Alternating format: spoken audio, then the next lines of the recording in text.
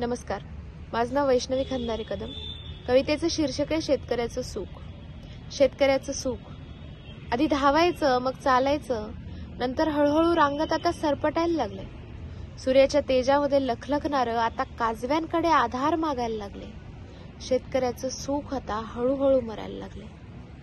तरुणपणीच म्हातारं झाल्यागत उभं राहायला काठी शोधायला लागले आणि सगळंच लुटून गेल्यावानी ऊर आता बडवायला लागले। शेतकऱ्याचं सुख आता हळूहळू मरायला लागले। ज्ञानेश्वर, मुक्ताई, तुकोबा, बहिणाबाई लोकांपुढे सारेच आता हारायला लागले आणि खेड्याकडे चला म्हणणारे गांधीजीही लोकांसाठी आता फक्त नोटेपुरतेच उरायला लागले।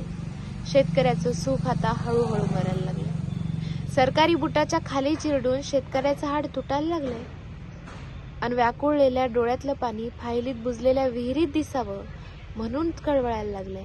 शेतकऱ्याचं सुख आता हळूहळू मरायला लागले। शेतकऱ्याचं सरपटणारं सुख सुद्धा औद्योगिकीकरणाच्या डोळ्यात खुपायला लागले आणि काळ्या आईच्या अंगावर आता टाईल्सचं आवरण चढायला लागले। शेतकऱ्याचं सुख आता हळूहळू मरायला लागले।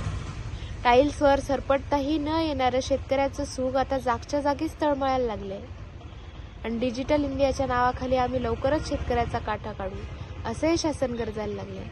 शेतकऱ्याचं सुख आता हळूहळू मरायला लागले। शेतकऱ्याच्या सुखाचं सरण हे शासन रचायला लागले आणि कोण्या एका पक्षाला बोल लावावा, साऱ्यांचंच रूप सारखंच दिसायला लागले। शेतकऱ्याचं सुख आता हळूहळू मरायला लागले। नावं फक्त वेगवेगळी आहेत पण दंशाचं जहर सारखंच चढायला लागले। नावं फक्त वेगवेगळी आहेत पण दंशाचं जहर सारखंच चढायला लागले आणि वाचावं तरी कसं या दंशापासून हे शासन विकासाच्या फायली आडून दंश करायला लागले। शेतकऱ्याचं सुख आता हळूहळू मरायला लागले।